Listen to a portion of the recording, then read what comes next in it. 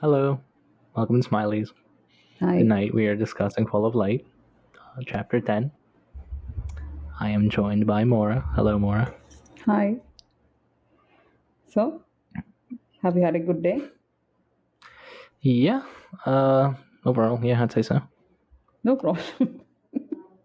Right. So, in the interest of transparency, this is like the second time we are sitting down to discuss this particular chapter, Fall of Yeah, Light, chapter 10. it's like one of those chapters, Port of Darkness, you know, the one, if you've actually watched it, where we just crashed like 4 times and we Yeah. just had to redo it every time, so, yeah, Let's bear see. with Let's us. see. I mean, we have no idea if anyone is going to like listen to this particular part, but let's try. Okay. We'll start. So, Fall of Yeah. Light, chapter 10, spoiling everything up to Fall of Light, chapter 10, like including the end of this Including chapter. the chapter. Yeah, we're gonna be Yeah. talking about the entire chapter throughout, so, yeah. And Forge of Darkness, Novels of the Malayan Empire, Book of the Fallen, except Witness. For That's it. some reason, we're not going Yeah, to spoil Witness, and maybe not PTA we're not also. sure why. Yeah. Yeah. I don't know. It's still new in my eyes. It's still a new book. Yeah. Okay, so this entire chapter takes place at the Citadel. We don't really go anywhere else, or maybe up to a nearby tavern. Other than that, we're just in the Citadel and some flashbacks. Speaking of flashbacks, we will begin with scene 2, right? We begin with scene 2. Okay. So Galan, yeah, this is what I was trying to Yeah. tell you. There are time skips in this Yeah. chapter. Yeah, so Galan has been invited to be the seneschal of the court of mages, right? And he tells them to name this for the realm so they can be synonymous with its flavor. So he tells them to name this sorcery as Kural Galen. And then he raises his arms, and as he's talking, he brings up these tendrils of sorcery. They start entwining him. And Sedorpul says, I don't care about what you name it. This is not what we're here for. And he wants Galan to lead them all, right? Because there is need now.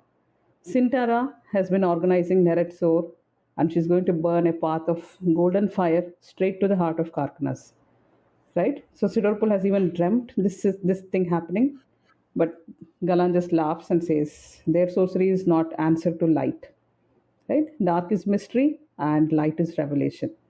And in this bright world, they will be blinded with truths and humbled with answers and scoured clean of mystery. And Raiserat, as a historian, he's very happy thinking of a world without mystery because everything can be understood, everything can be explained, and everything becomes mundane and it becomes a future which is stale and lifeless. Right? This is like a recurring theme throughout.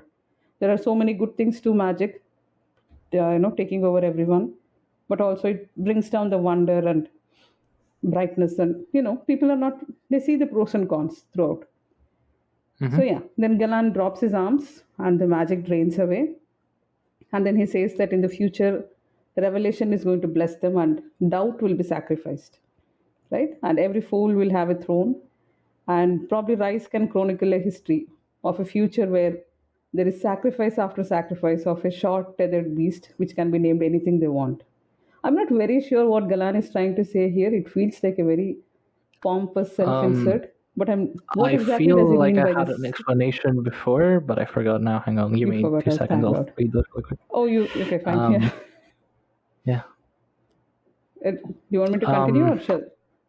Yeah, go on. Okay, just interrupt me whenever. So, and then he Yeah. says, praise the light, we march to slaughter. Name it for the realm. And then he laughs and says, the sorcery of Kural Galen, and walks out. It's a bit pompous. It's a bit, that Not a this is a bit guy who's pompous. writing it. Yeah, I mean, it's so obvious. It's Yeah. right. So, yeah. Yeah. So basically,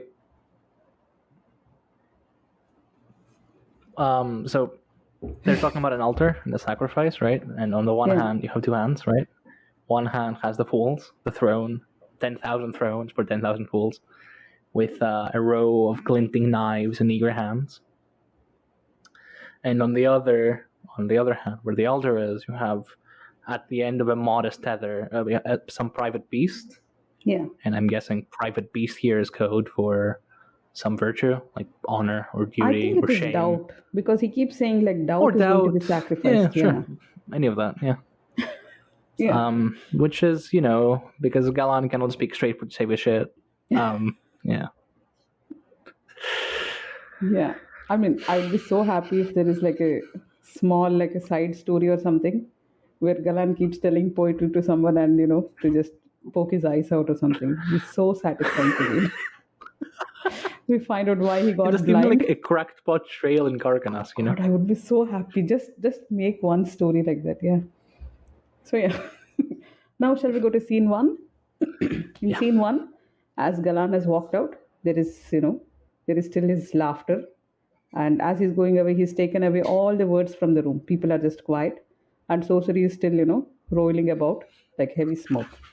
And for all the people left there is Rise, there is Sedorpul, there is Endes Silan, plus minus Mother Dark, and Silchas. Now Silchas wants to know why is the sorcery still lingering here. And Endes explains that Galan has slipped the tether and he's left it wander around like a lost child. Okay, the thing is, because this chapter is so nicely written, I have no shame in admitting that most of my summary is like straight up quotes, right? So I do that too. It's just so nicely done, and I don't know why I have to change it. So Sedorpul continues. He says that he's done this to prove their conceit that they can control this sorcery, but no, they can't control it at all. Once it is slipped and gone, it's out of their hands. And this is the type of this sorcery has been bleeding up from the Terondile, which we know by now. And he tells Silchas that the sorcery is gathering at places like statues and monuments and tapestries and in taverns where bards sing. And now he starts asking, like, how did each of them awaken the sorcery? Galan, he found the sorcery by his rhythms, by his cadence, by his words. Right. I don't believe that. And Sedorpul says that, he wishes he could say that as a high priest or as a priest, he wishes he could say that it was prayer which awakened the sorcery, but no, it was just curiosity, not on his part, but on the part of the sorcery. And Silchas is like shocked at this and he says, does it live? Does it have will? And what does it want? What does the sorcery want? It does not possess will, only proclivity. Proclivity, thank you. Thank you for bringing both this chapter and the next chapter have a lot of throwbacks to Caladan's speech about proclivity and whatnot. So, yeah. Oh, it's so nice. Yeah. And then Sedorpul says that there has been no precedent, so he doesn't know what it wants. And then Silchas asks Rise, is this really a time without precedent? Rise tries to evade the answer. He says something like, these old myths are all half-imagined ones and we should not trust them and all. And Silchas says, no, speculate. So then Rise tries. He says that their creation myths talk about the Elaint. Okay, because we love the audiobook so much, the narrative is so perfect, except this one thing, he says Eliant instead of Elaint. So yeah, sorry. I had to find something wrong or bad about him, right? He's perfect otherwise. So he says Eliant. So Rise is saying that their creation myths talk about Elaint, which are sorcerous dragons who are also guardians of the same. We are going to stop here and be frustrated for the next 1 minute or so. What does this mean? What does it mean, sorceress dragons who are guardians of the sorcery? That's in their creation myths, right? That in their creation myths, they attribute sorcery to the Elaint as if they are born from sorcery and they guard the sorcery, right? Right? Okay, look. What is happening with Krull in this book, in this series? What was he doing in the Sidelways? What happened with Starworld, whatever? I'm so annoyed with this. You know what I'm going to think? I'm going to say that the whole Krull opening up the gates and doing all these things, these are not happening at the same time. That's all I'm going to say. It's like some 90s thriller movie or something. It's not happening at the same time. That's a different age and this is a different age. That's the only way I'm going to accept this. Right. No, what I wanted to say is, well, is this a chapter? This is the chapter where like Grizzin and Emerald and Rise explain the tapestry, right? Yeah. Yeah. there is a notion of like all of this. Well, I say all of this. I mean some of this because they are the time of precedent after all. Has happened before, but from this and the last book, we learned that the creatures born of sorcery and the guardians of sorcery are the Azathanai. Okay? And the Elaine, especially for the Taist, are very mythical creatures, like beyond mythical. The Elaine proper are a species of winged lizard or something akin to the Rizan in the Blackwood Forest that went extinct because the Taist felled all the fucking forests. Obviously. And in general, even in our myths, like real world myths, like there's in general, there's this notion of chaos kampf, which I brought up before, I think. Basically, war against chaos. And this serpent slaying myth, which is omnipresent throughout Indo-European mythology. Everywhere you go, there's going to be some form of some serpent/dragon being killed because they symbolize chaos. For an example, in Greek mythology... Do you know what our myth says? Sorry. Yeah, finish. Yeah. No, I don't remember his name. Go on. I don't remember his name. I think it's Typhon, but I don't remember his name. It's like we too have a serpent related with chaos, but it's like the serpent is used to churn it. Like there's a mountain, and the serpent is like wrapped around it, and then the seas are like churned, and that's where you get all stuff. First, there is poison. One of the gods has to drink the poison and stop it from spreading to everyone. And it's fun. I didn't know it was related to chaos till I think we were discussing Tiam sometime. And that's when I looked up and I realized, this is the same thing here. Yeah. On that note of Tiam, Tiamatha is a Babylonian goddess. Yeah, and was also depicted as a dragon of many heads. Mm-hmm. So it's more, I think, of like a confounding of everything that the Thais know into one mythical being, because they don't have recorded histories of the time. All they have is tapestries, and sensationalism and statues whispering of an age of gifts or some such shit, and you get the idea. So maybe they are creatures of sorcery, and maybe they are, guardians of the same. Or maybe they're just confounding sorcery and chaos and like making a mix of all of that shit and just saying, okay, yeah, here you go. But you can be frustrated if you want, no problem. Yeah, I am. Thank you. So he says that in the distant past, there was magic in the world, and it was a force of creation which was meant to order chaos. And it probably emerged from the necessity of a will behind this ordering. And he calls this a nameless god, right? And Sedorpul asks in between, like, what created the creator? And it's like the one time Sedorpul has something finely sensible to talk. Yeah. And Rice just ignores him, obviously. And he says that in this myth, like, many are made as one and one is made as many. And Tiamatha, how do you say that? I say Mata because Tiamatha. It sounds, she makes her flesh from her subjects, right? And others, even like dog runners, also have similar myths. They see a witch in the fire who delivers all the children from her womb. I don't know how we can talk about this witch in the fire without showing any disgust. Yeah. It's there. Yeah, we've talked in FOD extensively that all are depicts a very grotesque sense of motherhood. I mean, yeah, okay. Now, Sedorpul, being the racist, he says, dog runners, what do they know? Dog they also runners, yeah. Yeah, they also talk of a sleeping world and things like that. So, what has changed now? There was magic in the past, and there is a lot of magic now. So, what has changed in between is that Terundai has come up, which might be the source of the new sorcery, or it might just have led to, I think this is Steve's favorite word in this series, burgeoning of sorcery, right? I don't know if I'm saying that right. So Rice says that the high priestesses have believed, the high priestess Emerald believes this gift of magic is unexpected and unwelcome by Mother Dark. Rice says they can get answers from Draconis, but Emerald hasn't been given leave to attend on her. And Silchas yells, suddenly he gets mad and he yells, this yields us nothing. Then Endest goes on to continue. Endestin is, by now his hands are dripping blood. He says that faith and magic are conflated because of a need to believe. And we don't have imagination enough to turn to both, so instead we pick only one. And Sil just asks him to Just elaborate, one and then he talks. really quick thing, Yeah, please. yeah. The audiobook narrator Yes. for Endless is amazing. That's all I want to say. Yeah, he is. Like his performance as perfect, Endless Salon, he sounds incredibly old and incredibly young at the same time, and it's just later in this book it's described that like he looks old as fuck, but his voice is unnaturally clear and young, and it's that. In this scene, I don't know how he does in that, this scene.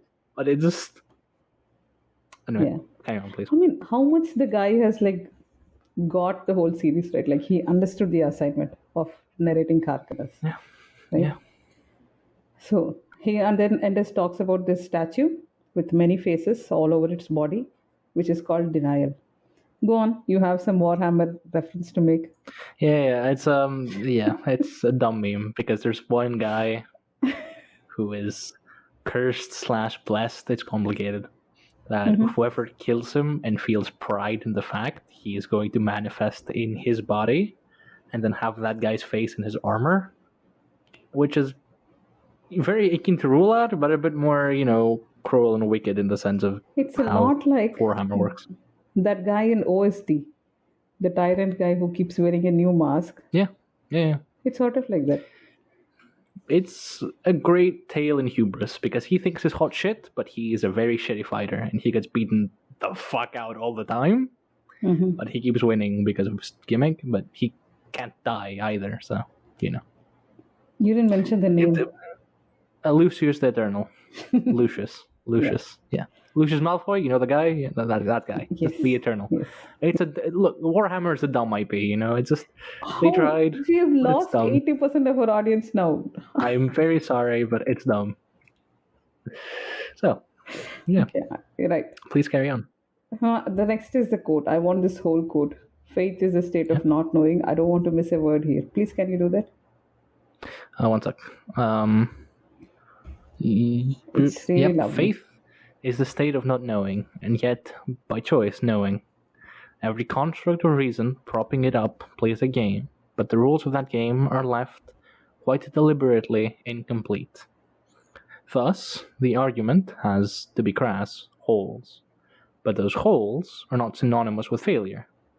If anything, they become a source of strength, as they are the places of knowing what cannot be known.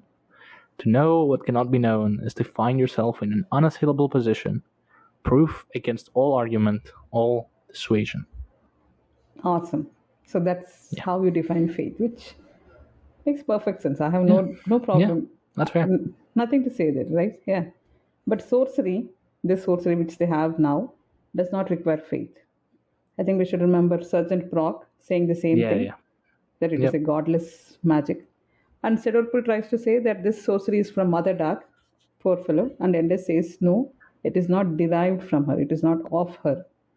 And he knows this because she is using it right now to attend this meeting.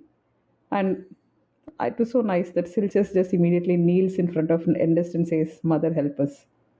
And Endless says that she can only watch, she doesn't do anything, she says nothing. And as long as the blood is flowing from his hands, she can keep watching. Endless says that he is glad that this seneschal, Galan, has rejected this power. And he's happy because it is a seductive type of a power. And Rise asks if Mother Dark can taste the power. And he says yes. And she is seduced by it. There is no need for answer because, there is so much blood still draining from his hands. Stigmata. Yeah. I mean, it's so cool the direction Steve has taken, Something like, we know this is like part of one faith, and then he takes it and turns it into something totally different. But she is using it to just watch. Oh, God. Okay, moving on. Scene 3. I was so proud of changing the sequence that I didn't name any of them. So scene 3 is Rice meets Emerald, and they have a long they have a long walk, right? So as he's going there, he has a long walk. Do you know why? Why? Because he wants to mope for 5 pages. Oh, yeah, right? That's a good point. Yeah. That's what he does. Yeah. I mean, where else will he go and mope? He can't sit in a crowd and do all this. So now he is a conspirator against both Rake and Draconis, but he doesn't feel like one. Like he doesn't feel competent or confident or capable or anything. The world is lurching on, and it's usually in the wrong direction. History mocks hubris, and as a historian, he knows that every age gives rise to conspiracies. And if civilization is a garden, it is tended poorly, and it is fed by private desires, and it leads to a bitter harvest.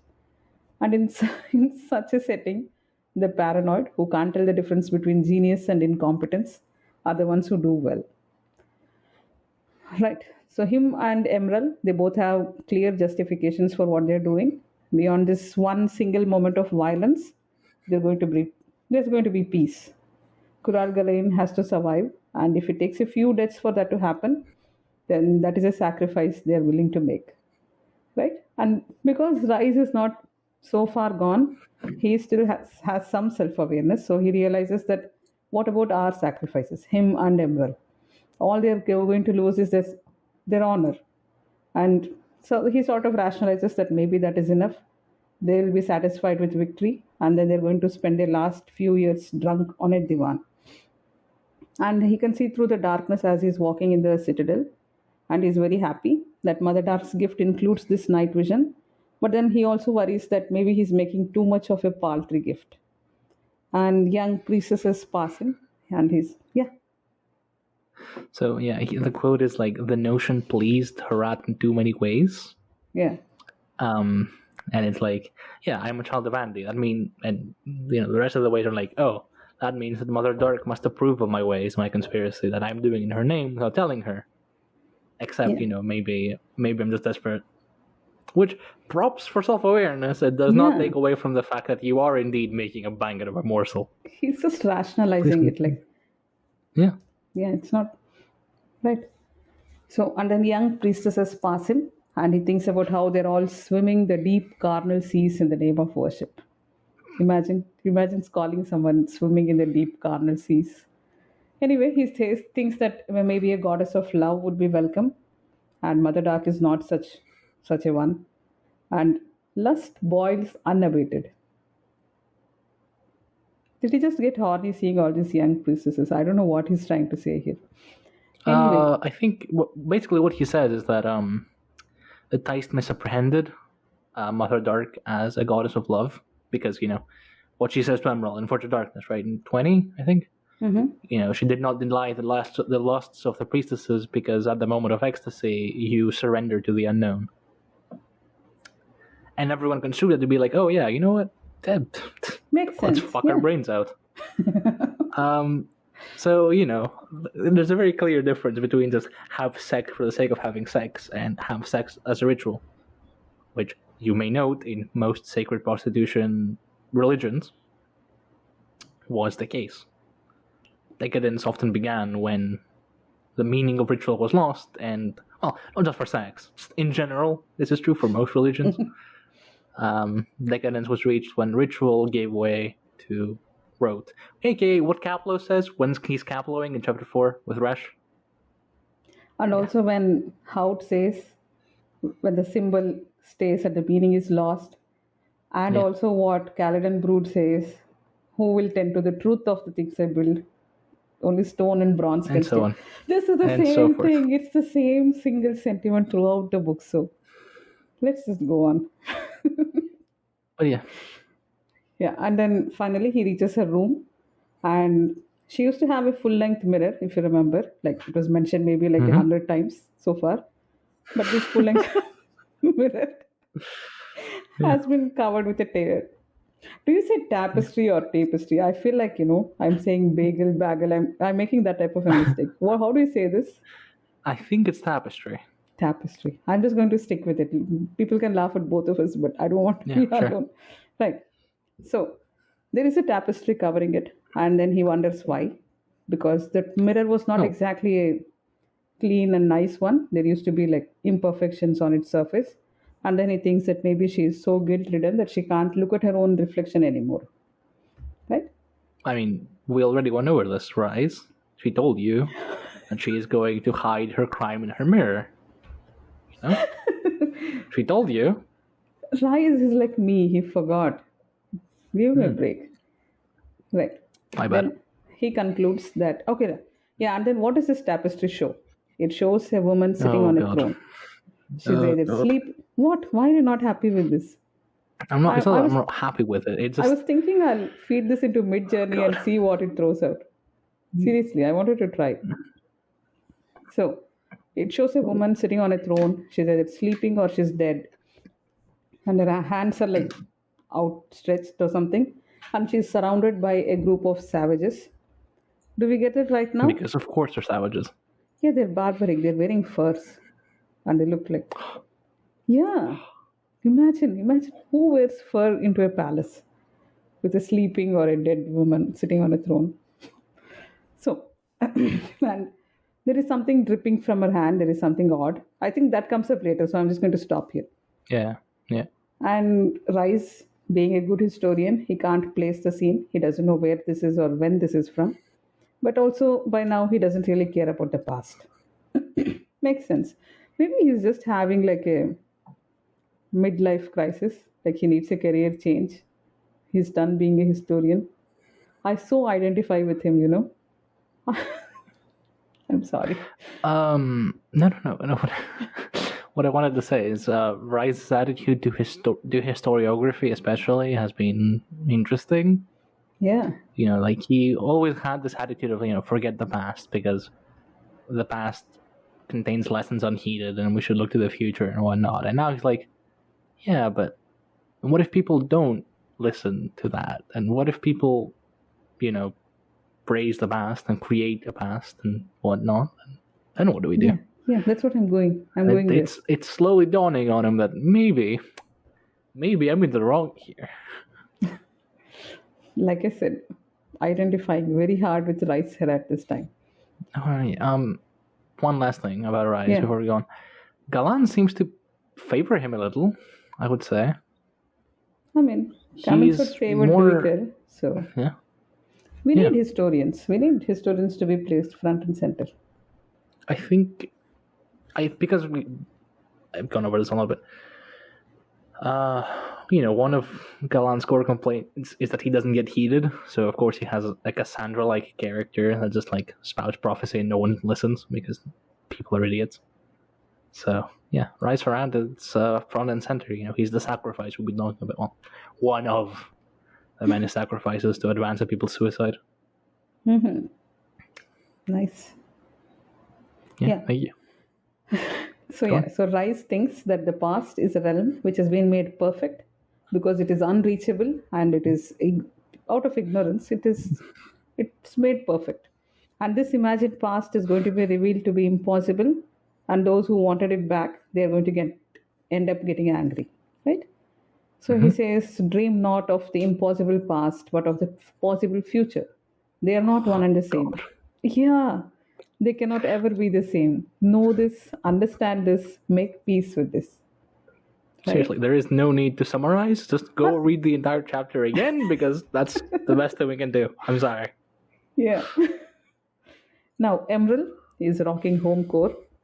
She's wearing her hair up and grey clothes or whatever. Yeah, it's a Taist equivalent of lounging at home. She asks him, what does she ask him? Historian. Is it late? It's late. Is it late? No, we are upon the sixth bell. God, I related so hard to Emerald there. So yeah, I'm sure she doesn't mean anything extra here, right? She's just asking about the time because she's so high. She's she doesn't high know. off her mind, yeah. No, she's not asking that. Are we too late? That's not what she means here, right? No. I think she's just high off her mind, so she does think I'm going it's to late. read some extra symbolism here, regardless of what you say. Okay, yeah, sure. Yeah, thanks. By all means. Right. Now she has sent away all her people, so there's no one to do her hair, poor thing. And she sent them away because they talk. I know. She wasn't expecting company. Rice just showed up. Because they all talk too much. And she says that one day, this one doesn't apply to us, so just listen. One day the world will drown in cacophony of chattering people. And when they are deaf, civilization is going to die and nobody's even going to notice it. Something about endless talk and endless chatter. No, put your hands down. This doesn't belong to us. This is not ours. She's not pointing fingers No, at us. yeah, Yeah. she's not. But what she fails to realize is that exactly how her world right now is. She's like, yeah, you know what I mean? It's in some day, no, like you're living this. This is you right now. Right. So Rise also agrees. I don't know why I've written self-imposter, important bastard there. I don't know why. Rise agrees and says that people will, oh yeah, because he says that people will just step over potholes and not bother about anything, and they'll not pay attention to the world collapsing around them because they'll be too busy prattling. Mm-hmm. And then he notices that she's probably drugged up, and she just shuts him down like, will we make our own prattle? It's a nice way to say, come to the point. So now she wants to know what's happening with Silches, and Rice says this guy has no stomach for crossing blades with friends. And Honor holds him Horror. in. Yeah? The horror. What I an know. awful person. But He still- won't but- backstab his friends. But wait. What a dick. Wait, there's more. Honor holds him in place, and he has a deep detestation of the Great House. So what can you do? Emerald thinks, yeah, so we can He still does? use him. We can use him after all. Oh God.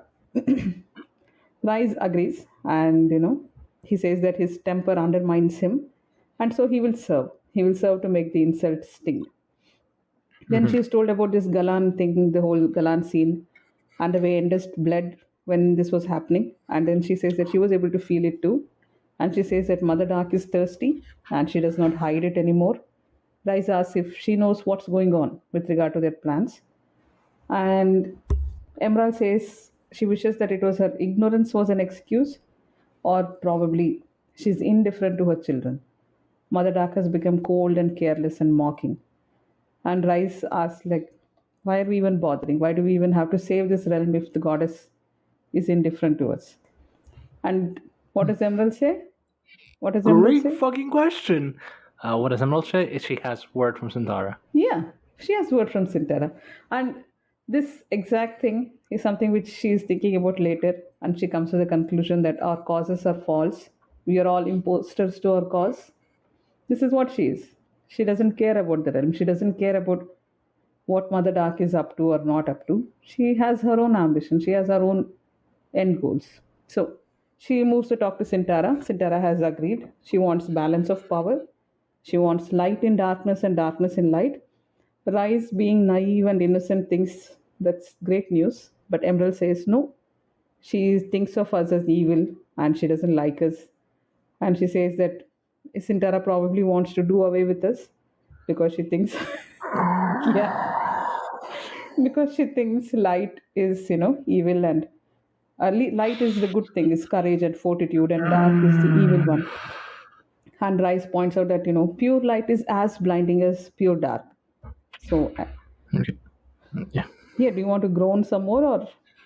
Yeah, I do want to grow some more because, Go like, Emerald and Rise both treat Santara like so much more than what she is, and it's annoying. Like, they'd say something about, like, thus the fate of all mortal beings shall be one of unending struggle. She but articulates every age past and every age to come.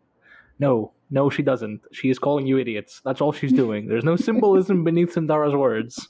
Nothing there to decipher. She's just saying, hey, you're useful. I'm going to keep you. Just know that you're worse than me in every possible way. But you're useful, so I'm going to keep you. Deal? Deal. Okay, and Rice That's says it. that sorry, you're done. Thanks. So an admixture of these two is going to be impure and unholy. And Emerald says that betrayal gets easier the second time around. And she's going to fight for the virtue of darkness. How? She's going to fight for it by striking from darkness unseen. And the repeated motif in this chapter, I'm going to tell you, is choking on one's own hypocrisy. Yeah, nobody's choking on it because there is so much happening all around. Oh, God, I forgot about Hish. It's coming. Just you wait. So, yeah, then, because they're done talking about betrayals, they start discussing the tapestry. And it's a gift from Grison. The Grison came with like no luggage. Nobody knows. Are we going to speculate on how he got this in? Let's No, not. we are not. Let's not. Right. So there are dog runners and the sleeping goddess. This is depicted. And her right arm has a burning snake on it. Are you thinking this is a gold sign? I was mildly spoiling Cradle. I seriously thought of the gold sign when I was reading this. Yeah, sure. Yeah, so this is something from Cradle. So let's just go on. Maybe, right. So there is a burning snake, which looks more like blood than fire, and it represents knowledge. Where have you seen a serpent which represents knowledge? I don't know. But there is only the. Is that a serious question, or are you like leading No, up to it's something? usually something like that, like everywhere. Like, wasn't it a snake which tempted Eve to eat the apple? But, Yeah. So yeah. it's something to do with knowledge and, no? Not really. Oh, I see, from my interpretation, that's how I read the Bible. So I don't know. Mm-hmm. Anyway, this snake represents knowing. This ticed dog runner, whatever sleeping goddess snake. But we only see the top half of the snake. The tail is still like within her. And Rice sees this parallel with Endest, and then he suddenly gets angry at Grison. And then he agrees, to give some more thought to Sintara, because why not? Why not do a second betrayal if you already done one betrayal? Yeah, makes Gets sense. easier. Gets easier, yeah. So yeah. Yeah, go on. This is something. So we already went into the snake chaos motif earlier. On the bit about knowledge, I'm not sure. Okay, you're not sure. You didn't agree. That's fine. We're moving on. No, I'm not talking about the Bible. I'm talking about Malazan. Like in this, if we know of any serpents Do that we know represent any knowledge. other snakes? I'm not sure. No, really. I mean, there's We a get few in only like Drek. We get worms. We don't get snakes. Drek's a worm. Yeah, we get like a few in like Himatan, but Himatan is not really about that. We have spiders, we have worms, we have bugs, we have a whole lot of shit. We don't have serpents though. We even have flying, weird. like huge dragonflies, like air transport dragonflies.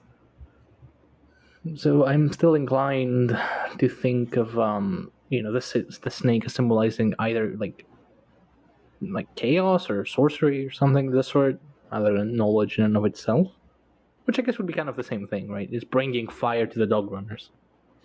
It's the gift of fire through a serpent in her palm. I don't know. I'm not good at deciphering artistic interpretations. Which angel has the flaming sword, according to the Bible? I don't know. You don't. Why would I ask you? You can easily guess. It's Gabriel, probably. No, it's the other one. Okay. It's. I mean, at least according to Good Omens, because I'm not read the Bible that much in detail. It's Azrael who has a flaming sword. Is it true? Are you checking?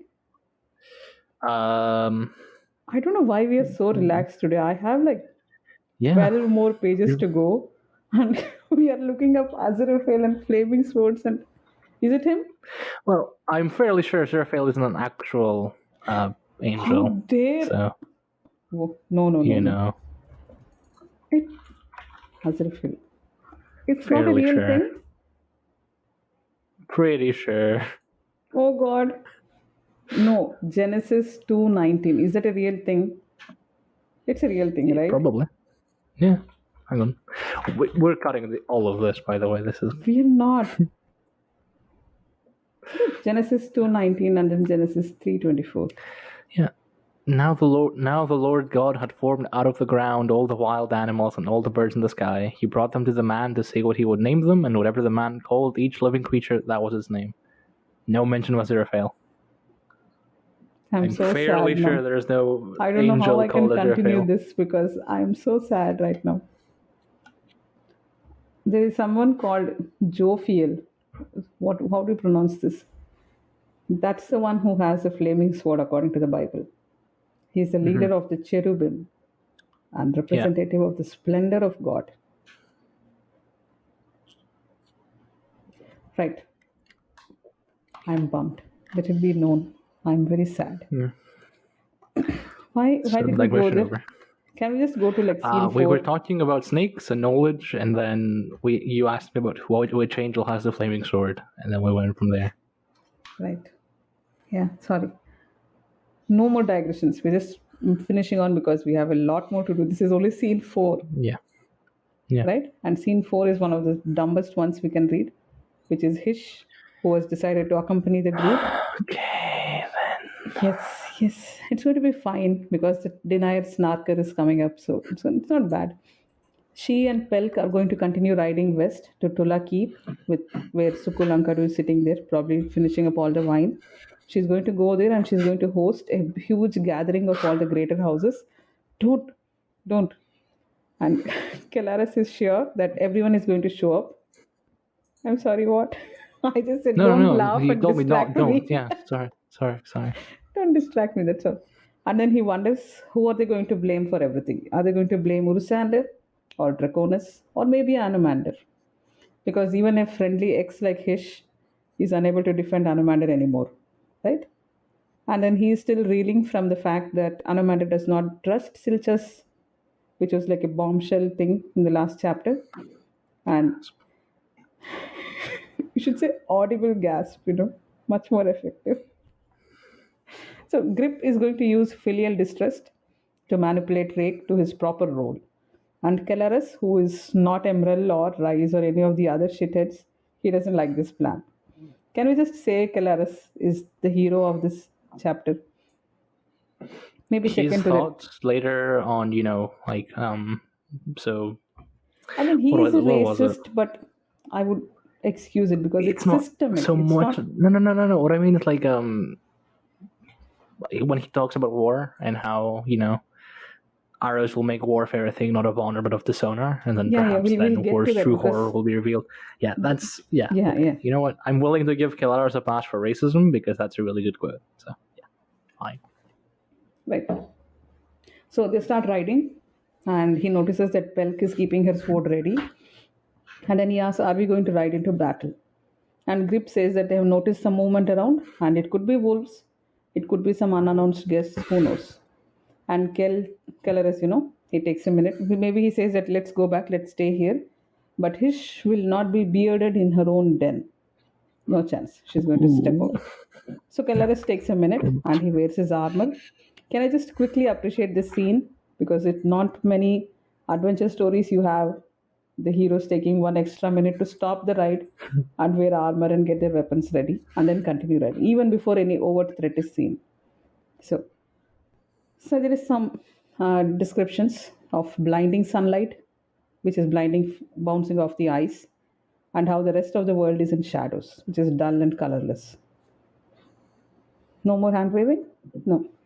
Then Kelaris looks forward to battle and violence, because without it he's going to fall into lassitude, which the poets are going to call melancholia, which is a hero's affliction. And he thinks about, same thing with Grip.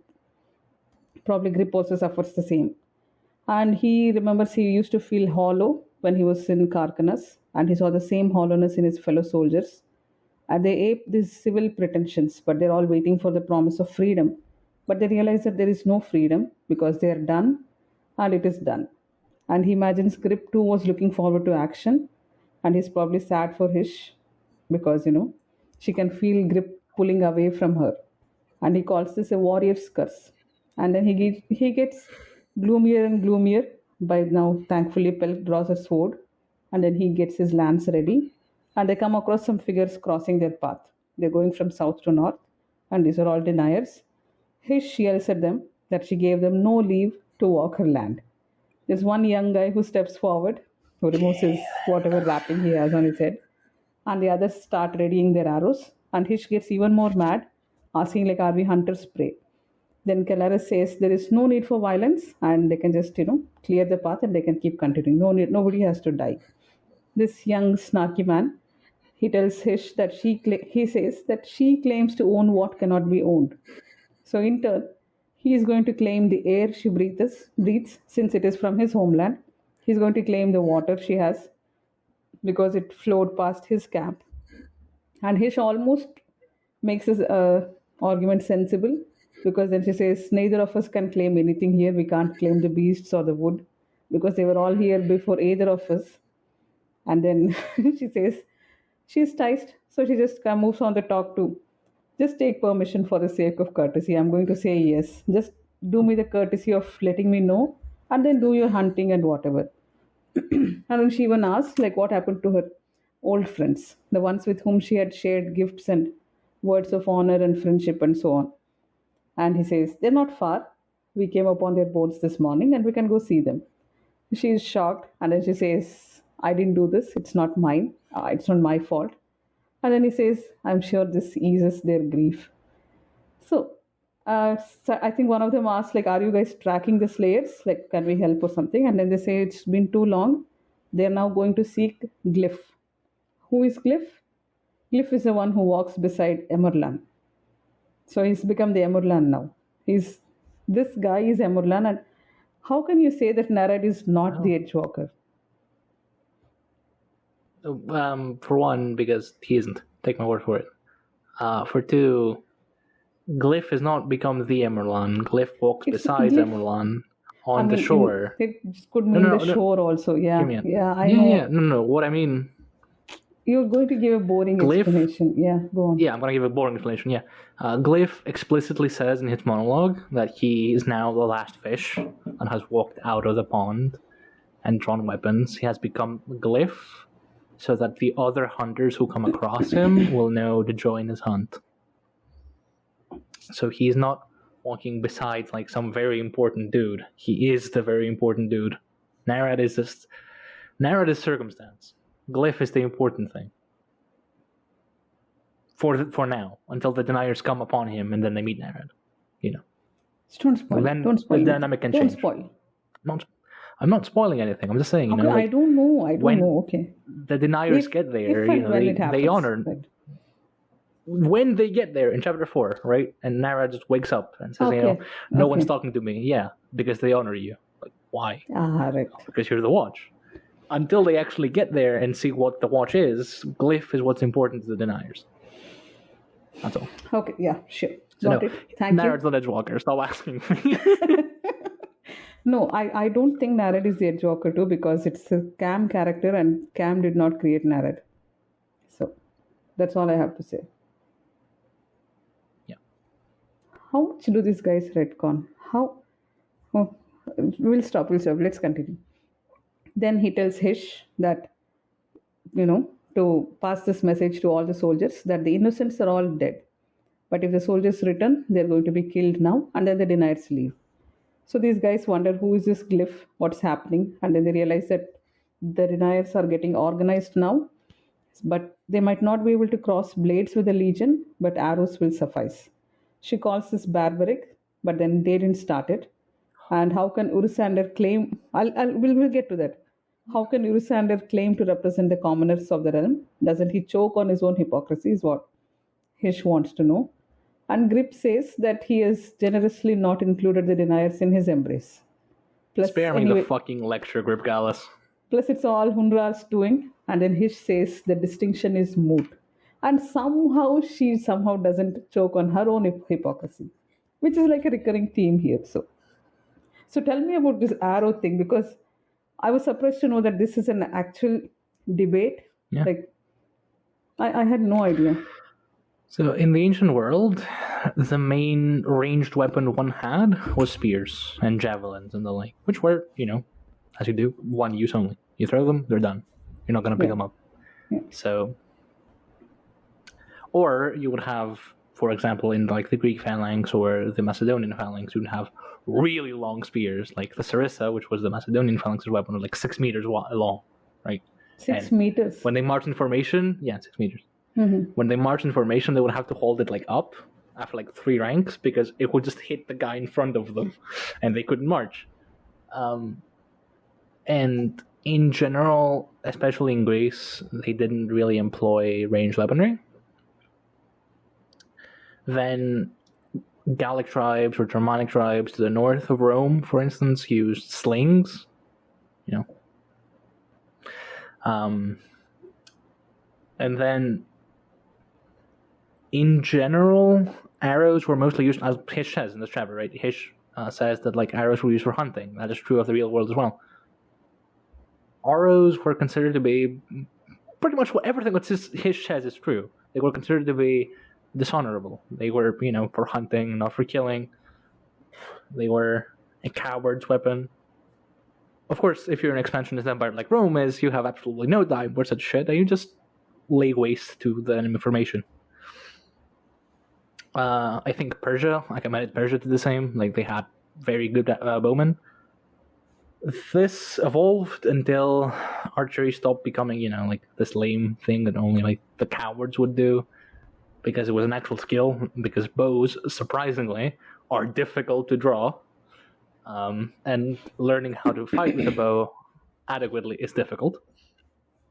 And then technology improved, and we got the crossbow, and the crossbow was very similar in that it was very powerful.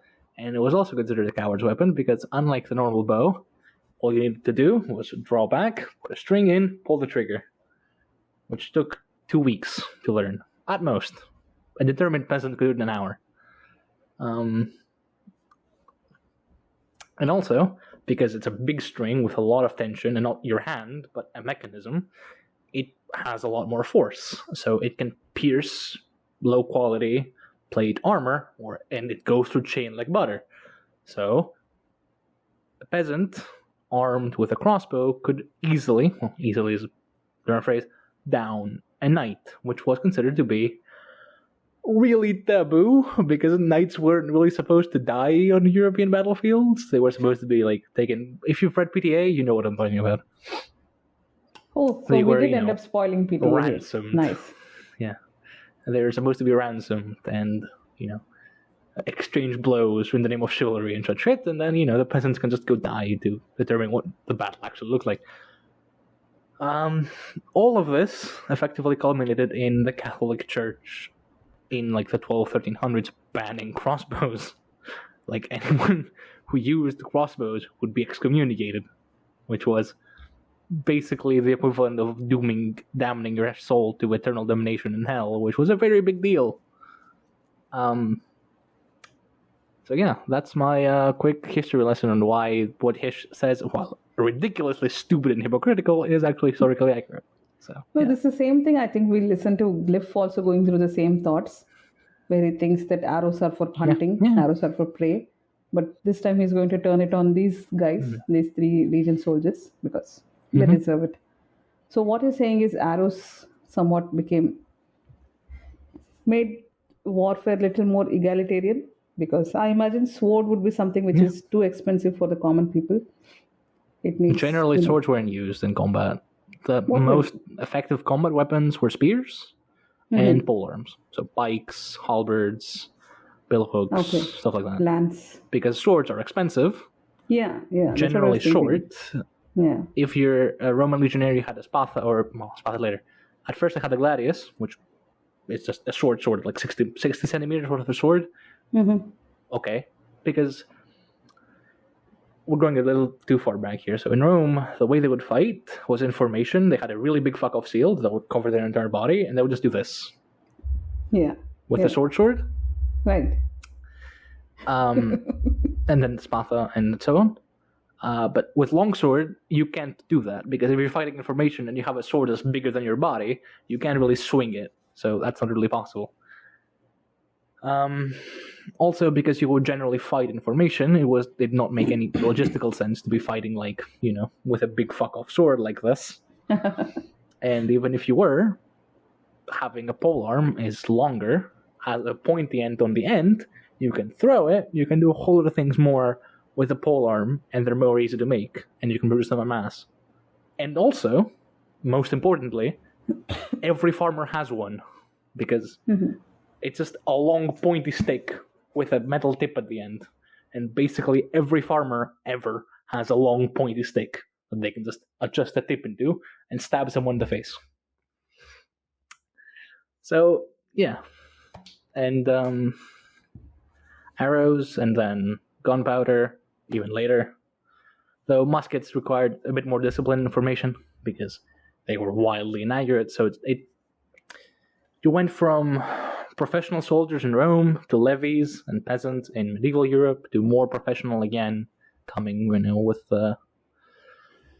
culminating like the Napoleonic Wars of the 1800s and then Britain in the 1800s and so on. So, yeah, I guess you can say that arrows did make war more egalitarian, yes.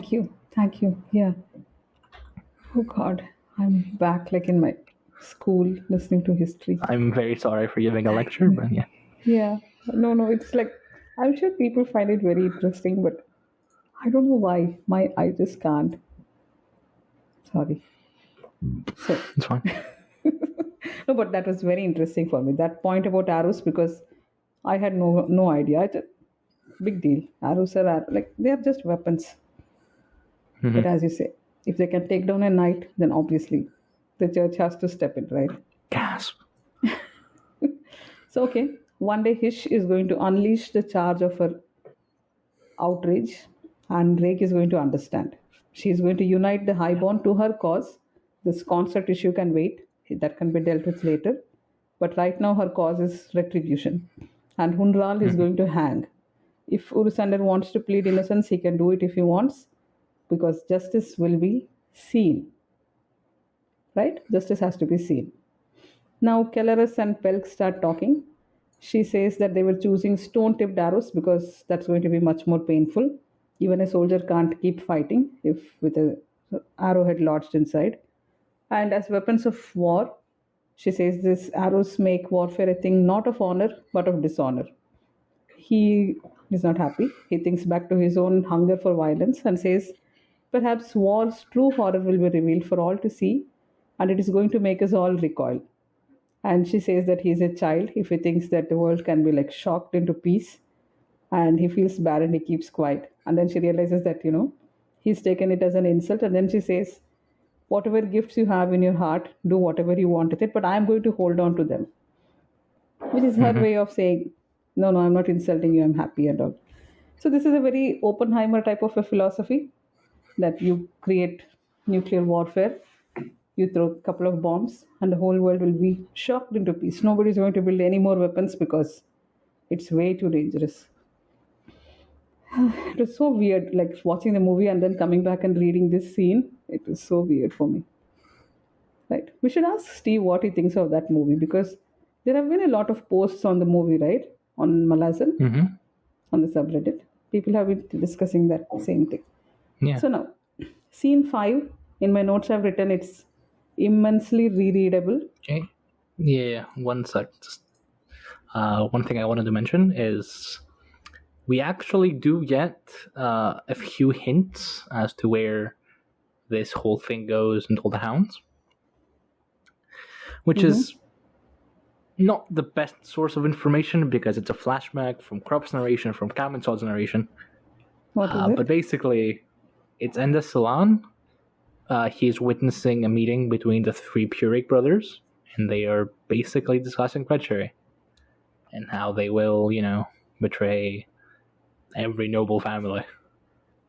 And they talk of Ishtula. Basically, who dreamt not of peace, right? Something like that. Someone dreamt of peace, and then this Hish and Scabandari who did not, or one of them. They were on opposite I think that was ends. about the Eater. That was about the... Endes name drops quite a few characters that are in the Legion, actually. He name drops Skara, he name drops like Khalid Bahan.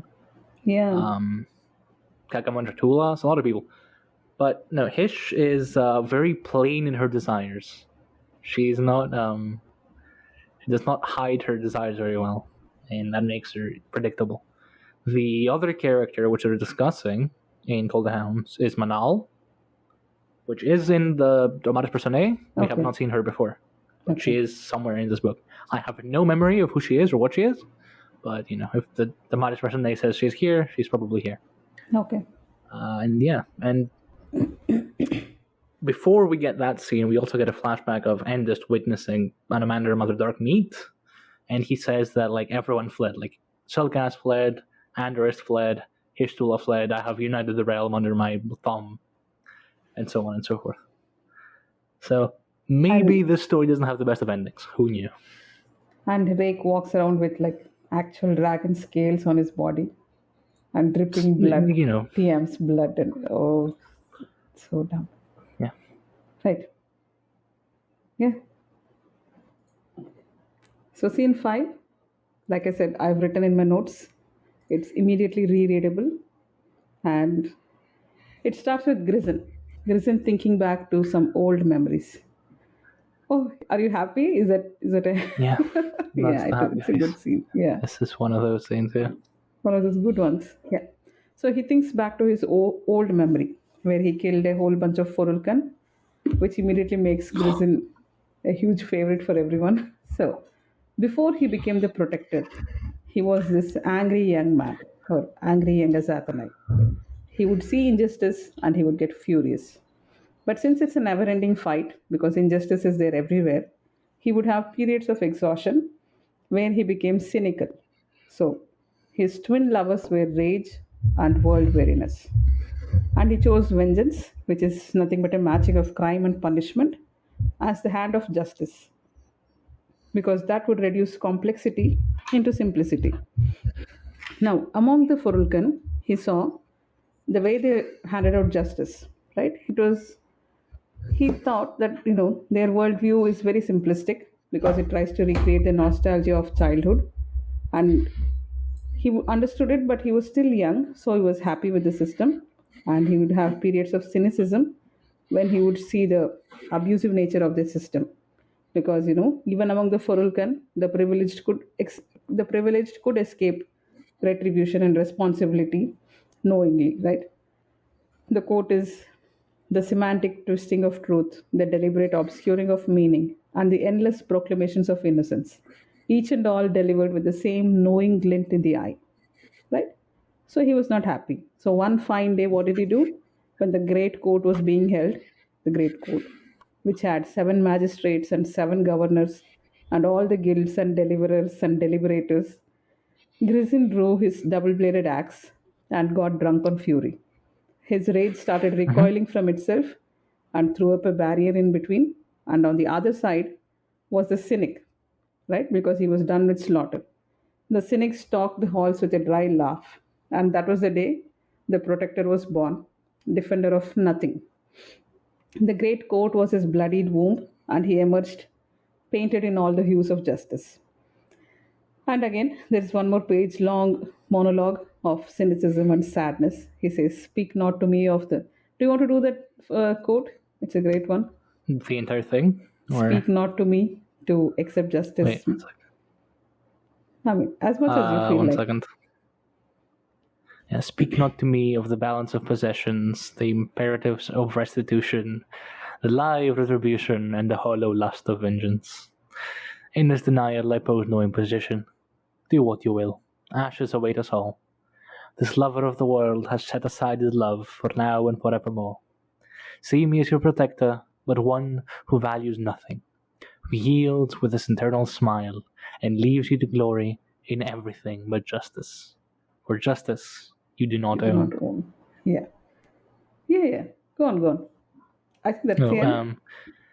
when you brought down the hands of a god, I drenched them in mortal blood. Pray the god found the wine bitter.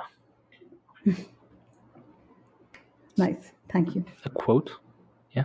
Yeah, like I said, just to reread the whole thing. So then later on, he has found that the Furulkan have started worshipping him as a god, as a vengeful god of justice. And then he reflects that for some people, violence is always going to be righteous. He's thinking all these happy thoughts, and Silchus shows up. He pulls a chair and sits down and asks, "Are you drunk?" Griffin says he's only drunk on memories. And Silchus, poor fellow, he tries to engage in small talk. He asks, like, "Do you must have a lot of memories and all that?" And Grizzin says he's not in the mood because his humor is a flower's bud, wingless and colorless. Right? This should be like a status update. My humor today is like a flower's bud. So Silchus also says he feels the same way, and he's actually come here to tell him that Rise historian. What am I saying? Rise? What's his full name? Rise Herat. Why am I saying Rise Rise Herat, historian? Yeah. So Rise Herat has been looking for Grison, but Grison has nothing to say to the past. Silchus says Rise is the same way. So you know, he's waiting for you in your room. And then Grissom says there is like a fever in the city, and it's probably because of winter. Silcher says the whole of Karkanas does not handle winter well, and especially Silcher is very uneasy. And Grissom calls this the season of contemplation. Silcher says, but this is the season which gives rise to fevered thoughts. And there is more to it, of course, because what he wants is to hold a sword or a lance and shake loose his limbs. Right? He's waiting for summer for the war. Grissom says there is talk that Urisander might march even before summer, like during the winter itself. Silcher seems happy at this news, and then he starts talking about the sorcery. He calls it unearned, like power that comes by too easily. Grissom is nice. He shuts it down. He says things like, "You're highborn, you're noble, and you're privileged." So, by birth, when you choose by birth, it is no choice at all. You're cleaving your children by unquestioned rules into either privilege or deprivation. But if sorcery is available to anyone and its mastery is depending on only discipline and diligence, then maybe Urusander's cause has become bolstered right now, and your cause of the highborn has been weakened. Silchus gets mad. He knows the imbalance, but hierarchy is important because there is order in hierarchy. Systemic racism. And Grissom agrees that, yeah, there will be some unwelcome chaos, but soon there will be a new hierarchy with new rules. And maybe Urusander might take up magic for himself, or maybe he might surround himself with good adepts who might, take up more of the sorcery. Or maybe there might be sorcerer kings and queens, and who knows, maybe a commoner can take the throne of Kuralgale in one day. No, nobody does. Even 300,000 years later, it's still a highborn lady who sits on the throne. So, now, Silchus says he is waiting for words of comfort from his friend, and all he can see is Grissom trying to perturb the water for his own amusement. Grissom starts drifting away from the talk. He starts daydreaming as Silchus is talking because he is bored of people who keep talking, who keep saying the same thing over and over. And this is another quote: find a truth and make it into a chant, find a falsehood and do the same, assemble lies and truths and name it faith. So, this is the mood in which Grissom is sitting.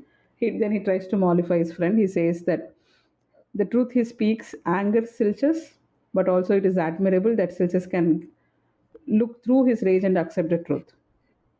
Silchus says that he can feel the strain of his temper when they're talking, but Grissom is very sure that it won't snap. And if it did, he's not afraid because he gave up on fear long ago. Silchus wants to know how he managed to control his fear. This is a bit, what do you call, lecture-like, but still it's nice. It's nice to read. Grissom says that we lash out because of fear, and once rage is spent, the sane mind will recall from it. And in fact, it gives rise to a second fear, a fear of the consequences of rage. And once you understand this, the voice of fear grows repetitive and tiresome and stupid. Someone who gives into that is a fool, and by matching the stupidity of the fear, you insult your own intelligence. Silchus says it is possible for an entire people to be consumed by such fear, but imagine such fear when given the power of magic. The world is going to go up in flames. Then Grissom points out that perhaps Silchus will thrive in such a world. He doesn't look happy, and he changes his tune, like, I hope the winter never ends. So, Grissom asks him about the Hust Legion. Silchus says he is yet to summon them because this is a rabble army with insane iron, which is going to throw against the finest army in the realm. Grissom says that he sees something awaiting the Hust Legion. There is some sense of a fate or future waiting for them.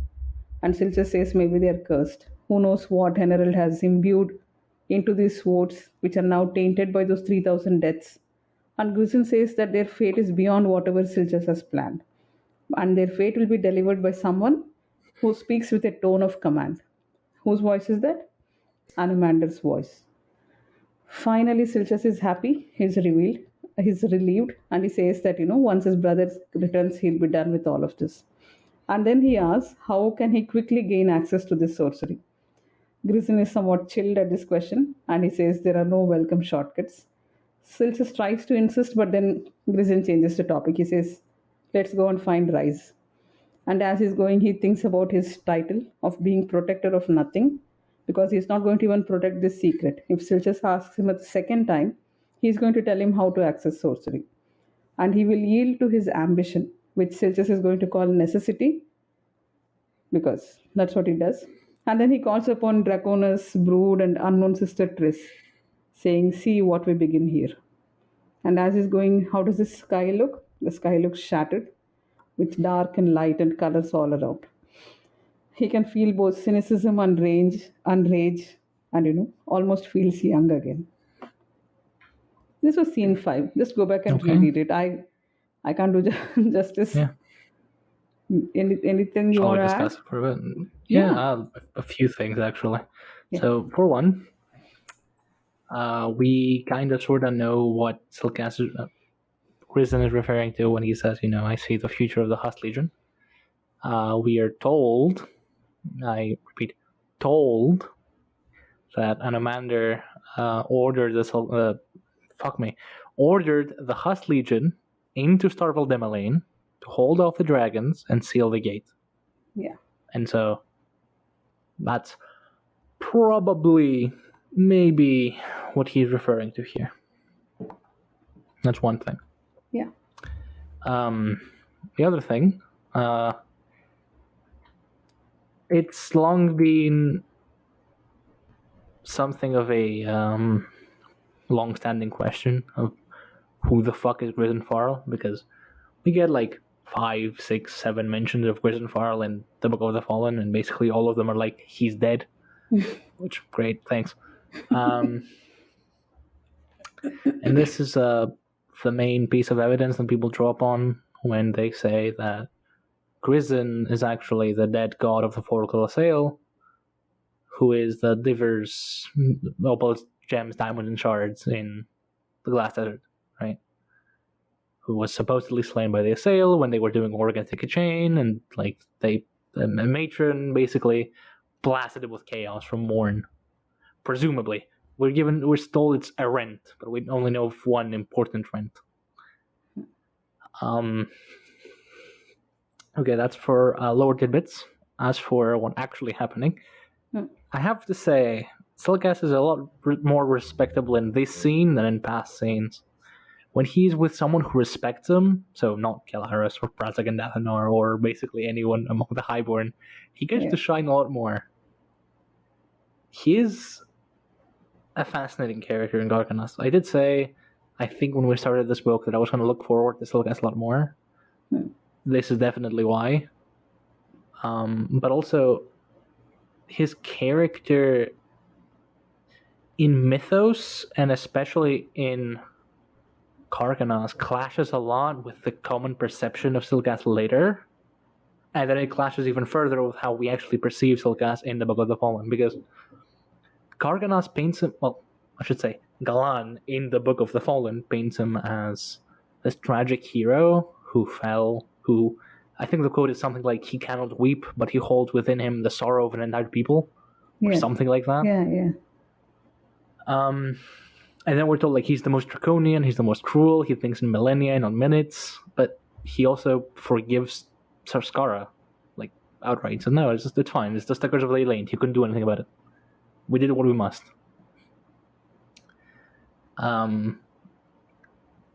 Basically, and we also told in this chapter that Silkas has a disdain, he detests his fellow Highborn, right? Yeah.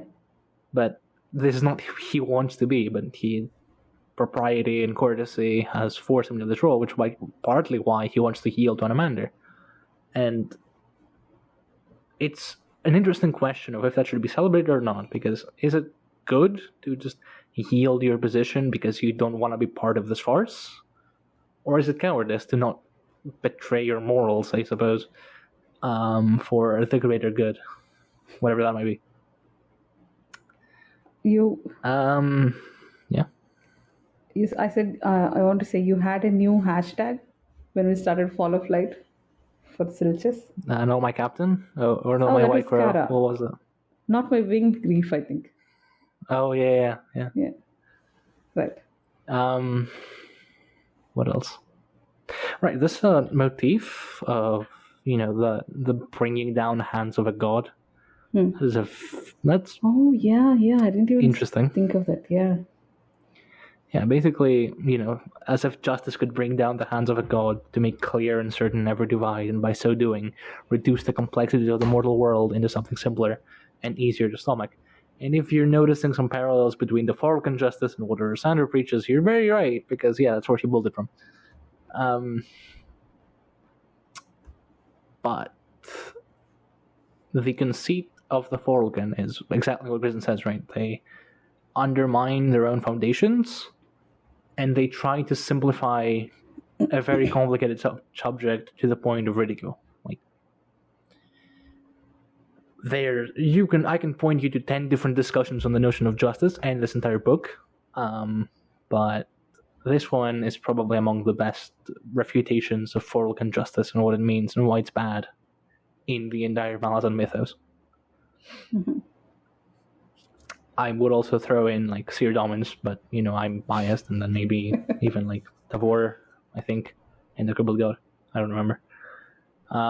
Maybe someone should make a compilation of all these different, all the thoughts on. We should take one topic and put all those thoughts in one place of justice and faith and things like that, like the standout topics. Yeah. Another thing which I want, because I've already mentioned this when we went over in chapter 7, the queendom of the Forcan. Here it's different. They don't have a queen because apparently Grison killed the entire fucking court, so there's no one left. Maybe so the queen came up because this great court died. Yeah, that's what I'm saying, yeah. Oh right, okay, yeah. Yeah, he killed everyone, so they had to start over. Right. And we already discussed how in that chapter, how in Assail, the novel, apparently every Forcan is equal. Well, every pure Forcan is equal. They don't have need for names. Here, there's a very clear divide even within Forcan society of the counselors and the magistrates and the liberators and the merchants and the crafts and the guildsmen and then you have the everyone else.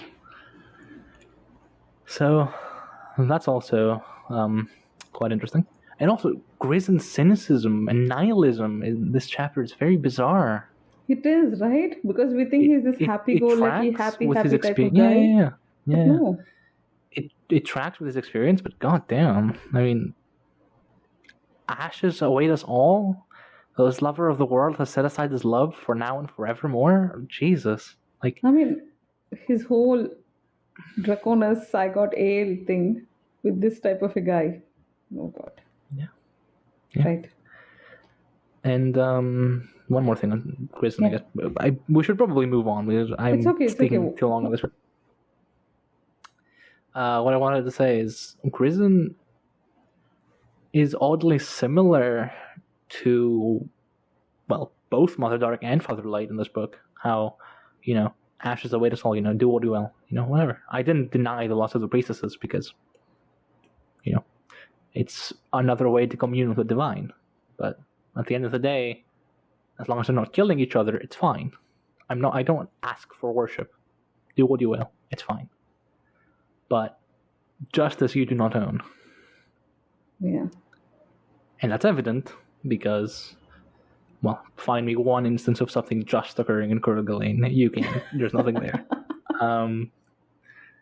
Yeah. So that's... I mean, I think you put it best when you said it's immensely readable. It is. It is, yeah. More so with hindsight, but even just this chapter, you can go back and reread it now, and it's worth it.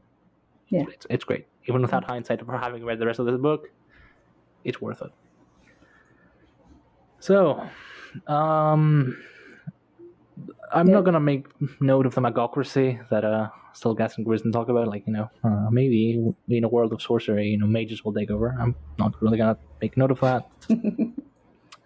We kind of have seen it happen in the Book of the Fall, Kellenwood. Yeah. See, once more we are spoiling PTA. Not really spoiling PTA. Yeah, I mean, yeah,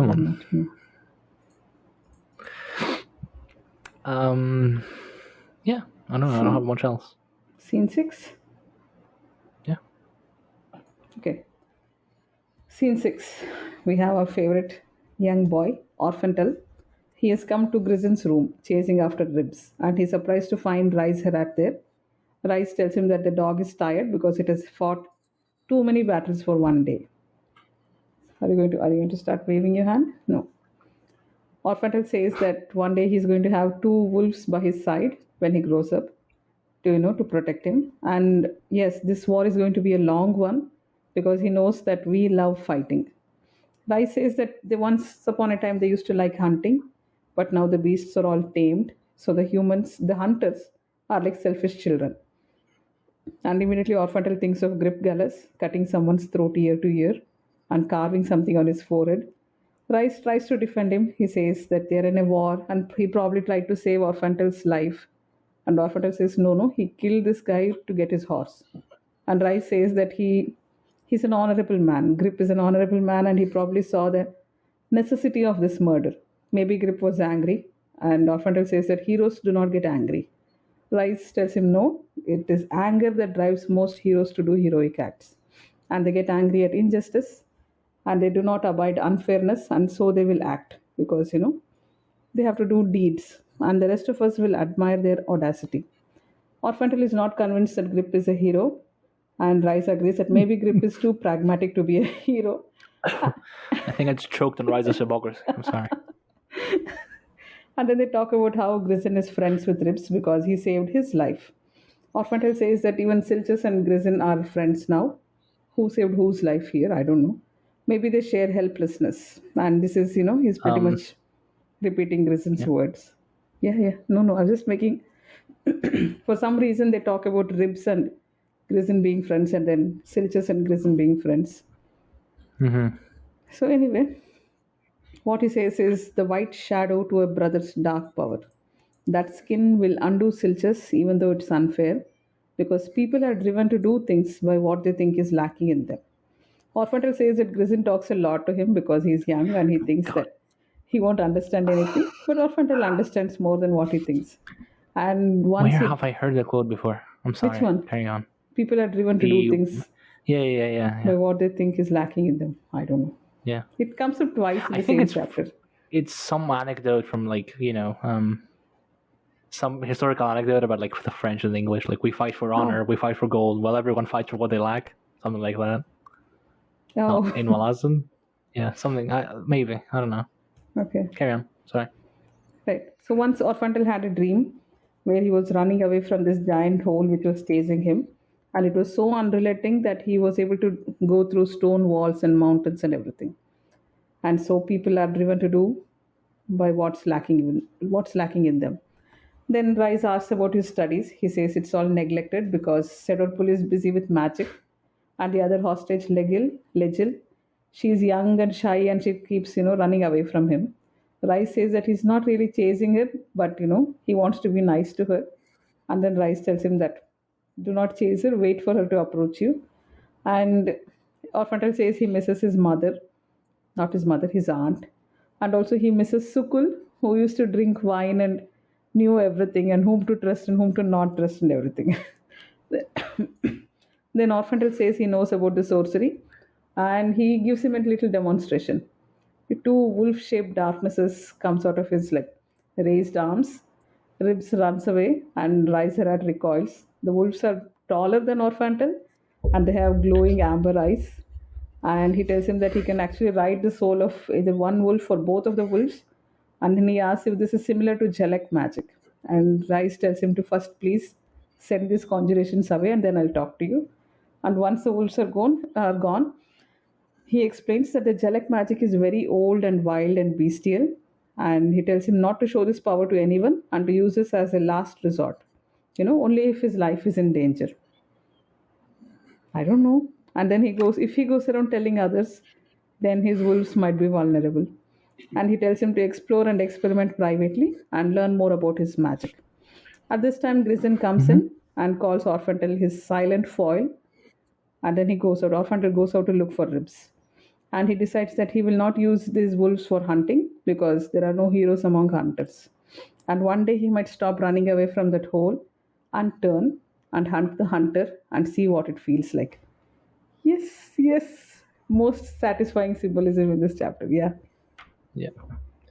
Go on. So, are we going to talk about it, or are we just going to hint, like nudge, nudge? Okay, I forgot everything I read about Fall of Light, right? When I was reading Toll the Hounds, like second or third time. And I thought, why do people keep saying that Orphantil might have survived or Orphantil might have lived? He so clearly, got stabbed by Calor. He's probably obviously really dead. But, it's this one scene in Fall of Light saying that he can soul shift or summon his dark wolves or something and then escape. So maybe he has a chance. Maybe he's still alive. Maybe we'll get to see him in Witness. Yeah. The other thing I wanted to mention is way back when in Gardens of the Moon, right? When Orphantil was a girl? blows. No. Sorry. When Daystrin blows up like the entire Mage Gather, and Quickben approaches Hairlock and they do the soul shifting ritual. Tattersail senses cruel Galena magic. Yeah. So you pointed this there out. you go. Yeah. Other than that, the symbolism at the end, which is very neat. We don't need to explain it. You got it. You're a smart guy, or a cow, or anything between. So yeah, you know what it means. Yeah. Shall we go to scene 7? Yeah. I can almost see the end of this chapter. We've been at it for days by now. Now, Rise Herat. He tells Grissin that he understands why this guy gave Emerald the tapestry. It is to show that none of this is new, that everything has happened before. The power in the blood and seeing through the wounds in hands, it has all happened before. Grissin says that this guy's anger makes him sad. And then Rise says, the gifts of the Azathanai are never what they seem.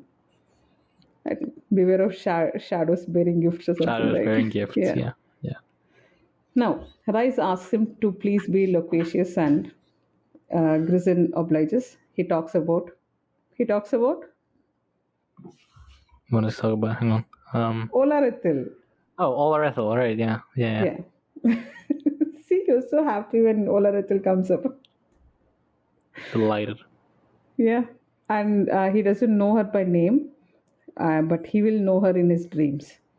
He knows of a woman who comes to him often and from behind, who offers a carnal invitation. Does this single chapter need to have the word carnal twice? And then maybe he thinks that she's she offers desires and lust and indulgence of the forbidden type, or who knows what she offers. He won't know. Anyway, but as he's telling all this, Rise tries to protest. He says, you don't know what I think of and all. And Grissin says, what does Grissin say? I'm sure you'll be happy to share. Historian, I know what all men share. Yeah. Right? And then he tells him, look at this fire. There is a face with many expressions, and this is what the dog runners worship. Olarethil, being wise, she chose to manifest as the goddess of flames, the goddess who will warm your flesh but burn your soul. Rise asks if it's her in the tapestry, I don't know. And Grissin gives a classic Lee answer. He says yes and no. The dog runners think Burn is a sleeping goddess. Offense taken. Excuse you. You should. No, I was reading that and I thought, oh, this is exactly what Lee would type on someone. If you ask, is this her? It's yes and no, and then you have this long quote and an answer. I'm complimenting. It's nothing to get offended. Thank you. Yeah. No, this entire fucking exchange about Burn is just, fuck you too, Steve. True. This whole thing about Olarethil is just preparation. I mean, this is mild spoilers, but this is just preparing us for the coming chapters. That's all I'm going to say. This is very required information. We need to bring up this hatred and disgust to read the rest of this book. So now, Olar, he says that the dog runners think Burn is a sleeping goddess and she has dreamt the world into existence. But Olarethil stands next to her because of jealousy and tries to steal the heat from her. And the serpent in her hand is fire and blood and life with its own core of destruction. Have you heard of telomeres in biology? Yeah. Yeah, that's what I keep thinking whenever he says there is a core of destruction within it and all that. It's right. So Rice says the Azathanai are playing gods. And Grizzin agrees because the power is seductive. Some of them do play as gods. And then he asks, is Burn an Azathanai? Oh, And again, Grizzin God. says yes and no because he is not sure if she even exists. All that matters is the belief, and it is sorry, what? And it is belief that will shape her. And then it tells Rice to be pragmatic. What you choose to do is betrayal. Now Rice is suddenly shocked and he asks, like, am I being accused of something? And Grizzin says that doesn't matter because history will judge him and his motivations. Then Rice considers similarities between this drawing, this tapestry, and Mother Dark. And then he asks, what has Draconis done? Grizzin replies that he has made her a goddess. Between lovers, worship is all sharp edges, where every embrace, no matter how heated, bleeds something. And now this whole story continues of the woman behind you, what she promises, the possibilities are endless until you turn around. And now Rise Rise wonders how Grisenfall hasn't been killed yet. Yeah, which very valid. Can't argue with that. Yeah.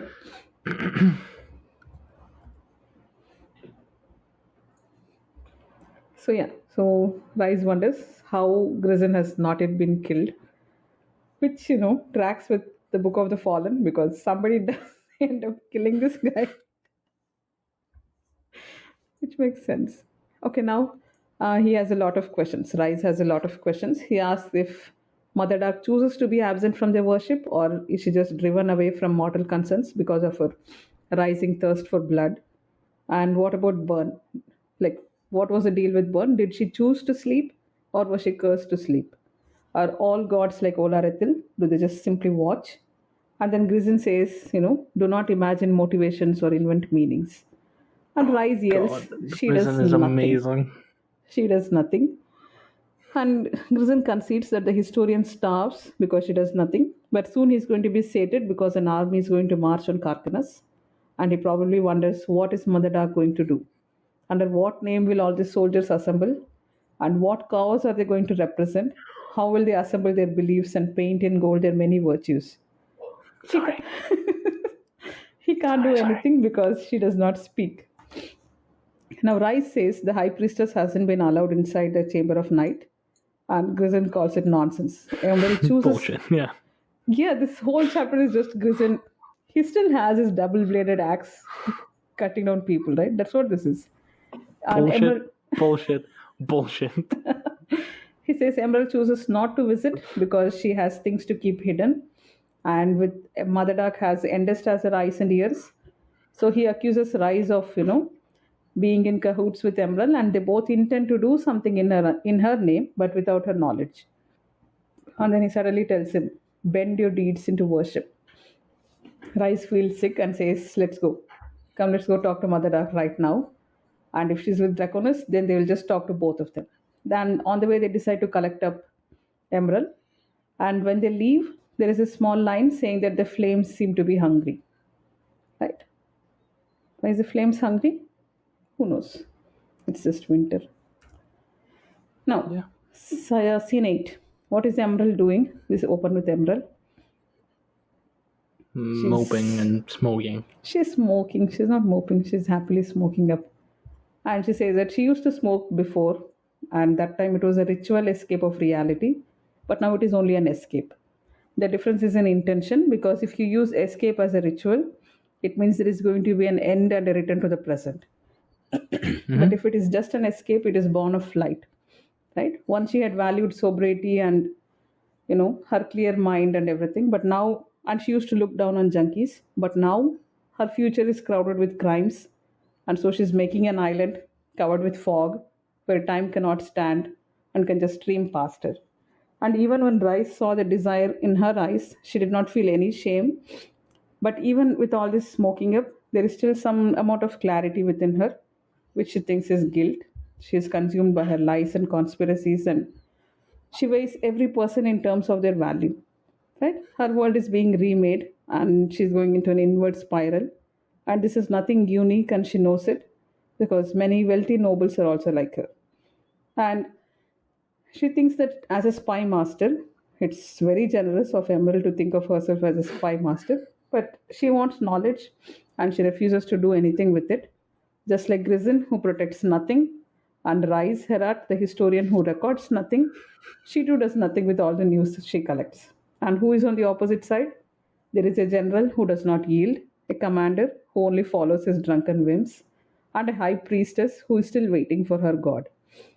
Then she makes it very obvious that they're all imposters to their causes because the cause they declare is only to hide their ambitions. And this ritual of smoke has given her these cruel insights. Right? Now, Rice and Grissom arrive. They take her along. They go to see Mother Dark. She almost asks, like, to what end? And then she asks, are we going to fling ourselves against her indifference once more? And then as they walk, Rice tries to be formal because Grissom is there. He wants her. He says that Mother Duck probably already knows what's happening because of Endus, but they're going to bring her news from beyond the Citadel. And Emerald says this is a timely effort, but they will see how much it's going to be useful. As they're going up to the chamber, they can see all this water damage which was done after Triss's visit. And at the door, Grissom hesitates. He says there has been a burgeoning within, a deeper, darker dark has come up because of the Terrandai, and the inside is transformed. Emerald says that as High Priestess, she has to see this change for herself. Grissom says that the buying use is probably good for her. It's probably protective to her mind. And then the door opens and they're hit with cold and fecundity. Right? And they can't see inside at all. And Grissom says they have to enter to find out. Why are you so happy? I mean, come on, you can't say that the what does it say? The gold that flowed out was redolent with fecundity. You can't just say that. Why not? I mean, it's so clearly an outdoors, right? It's not, they're no longer within the citadel. Why are you laughing at that? Oh, God. This is so juvenile. Come on, who knows what they're doing there? It's dark in there. Are you mad? Is that? I'm not one to judge two gods for getting it on. Oh my God. There is an entire new realm beyond the door, and this is what you're... Right. It's redolent with fecundity. Yeah. Do you have more? Please continue. Are you done now? No. Please continue. Yeah, I'm good. Right. Rice says that, he's a little scared because they can't even see the floor. What if this whole chamber is just negation? And he tells Emerald, I counsel to not do this. Let's not go there. And she just steps past him. And as she's walking in, she can feel earth, like compacted clay under her feet. She can smell verdant life around her. See? It's nothing wrong there. And then she can feel Grissom next to her saying that he has taken this too far, and gates have two sides and the Terrandai issues into this place. So this is pure. This is just essence of dark, which is called eternal night or elemental night or whatever. And as they're going, he senses there is something in front of them and tells them both to stay close. They get no answers about the throne or Mother Dark or even if they can return. Can we return? And he says, unknown. And soon they hear heavy footsteps because there is a demon which decides to say food and tries to throws away Grissom first. And then Rice drags Emerald and they both start running, chased by the demon which is still calling out food. And Emerald still has time to think when she's running for her life. And she's thinking that her indolent life has ill prepared her for exertion like this. And just when it is about to catch up, she sees a blurred motion of darkness, which, there are some meaty thuds, and then the demon runs away. It's obviously Draconis. And he asks Emerald why is she dumb enough to accept Grissom's protection. And Rice thanks him. And then Draconis lectures them this realm is safe, but their realm, the Teist realm, is safe, but other realms are much wilder and dangerous, and they couldn't just wander this carelessly. Would they enter a random cave without thinking of what lies inside? And Rice says it is a hero's job to enter caves and caverns and find peril. Draconis agrees, but these are all tales told to children, and this is no story. There is no story master to keep them safe. Then Emerald asks Draconis to please lead us back to the Citadel. And Rice tries asking him questions about this place, but by this time Grison reaches them and he tells Draconis that, yeah, that he has rooted powers to their place of containment with the gate. Chaos wanders in its hunt, but how is the gate going to flee? What does Draconis do? He doesn't acknowledge Grison at all. He just tells Rice that Mother Dark is exploring the breadth of her realm, and Grison asks, does she expect to be unchallenged? Draconis says that there are no challengers now, and he hasn't been careless. Grison is sort of appalled at this answer, but remains silent. Yeah, of course he is. What has he done? What challengers has he He killed? just admitted to destroying anyone that would face Mother Dark within his realm. Oh my god, like seriously. And this guy has a fan following. This guy has defenders calling him a Chad. Right. This guy who, like, he gets asked, name me the gate that is able to flee. Like, shut up. No, I'm gonna make it flee by. Shut up. I'm going to make it flee by chaining a whole bunch of dead souls into a wagon, drag it along, because that makes sense. Yeah. Chad. Then Draconis tells them that Mother Dark attends her places of faith, but she is stretched thin in substance. And then Emerald asks if Mother Dark can be summoned, and he replies, perhaps. Rice seems to choke for a bit and says that they pray for a return, but she doesn't appear. Has Mother Dark turned indifferent to her children? And what does Drax say? He doesn't think so. Then Rice says that Kural Galen is descending into civil war, and even Draconis' position is crumbling. Urusander he's coming here to marry Mother Dark, and Anomander is lost, and he gives him all these updates. And then he gets more and more mad and says that this all began with the interfering Azathanai, and one of them even now accompanies Anomander. And then he asks Grison to speak plainly, what are you doing here? Grison answers him. He says his task is to attend. What does he attend? The end of things. And Draconis tells them to come along. He will show them the portal back to their citadel. Grison agrees and stays back to talk to him and calls him old friend. Then Draconis asks Grison, who is this Azathanai who is accompanying Anomander? And Grison stays quiet. Then as they're walking out, Emerald wonders how thin is the ticed blood in Draconis. Like, finally. Even when the Pterodai was given, she thought that he is still 100% pure ticed. So now she has some doubts, especially because he's being called an old friend by this Azathanai.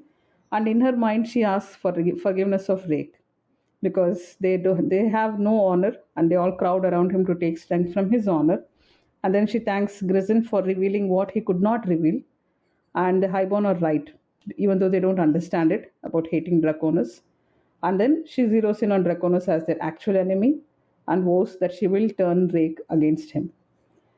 And the enemy among us now guides us here in this eternal night. If I can consort, I will see Lord Anomander turn against you by every measure. If it lies within my power, I will see the first son kill you, Draconis, for what you have done. This is the end of things.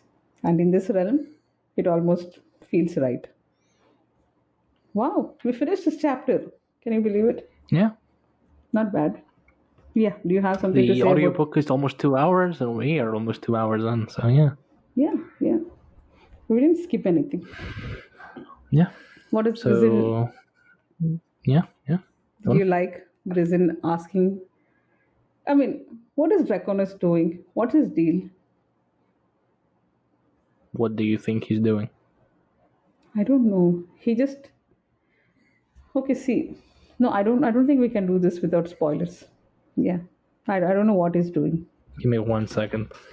I'm going to pull up a quote from Memories of Ice. Oh, is there something in Memories of Ice? Sure. Let me pick it up. Since the time of all darkness, I have been forging a sword. Okay. What do you think Draconis is doing? Yeah, I mean, that's what I'm saying. Without spoilers, I don't want to talk. Maybe, this is what chapter 10. At chapter 13, let's have a midway, all spoilers checking. Sure. Yeah. I think that would make sense. Yep. So without spoilers, do you want to add anything here? he apparently eliminated the predators / challengers to Mother Dark, which does not constitute whatever demon attacked the Thais procession. It was just a hungry one saying food. Yeah. Because Draconis killed his prey. But presumably that means that like people like people like Erastus probably can't reach her and influence her where she is. Which is curious. I don't know if he thought about that. I'm going to give Draconis the benefit of the doubt and say that he did think about that.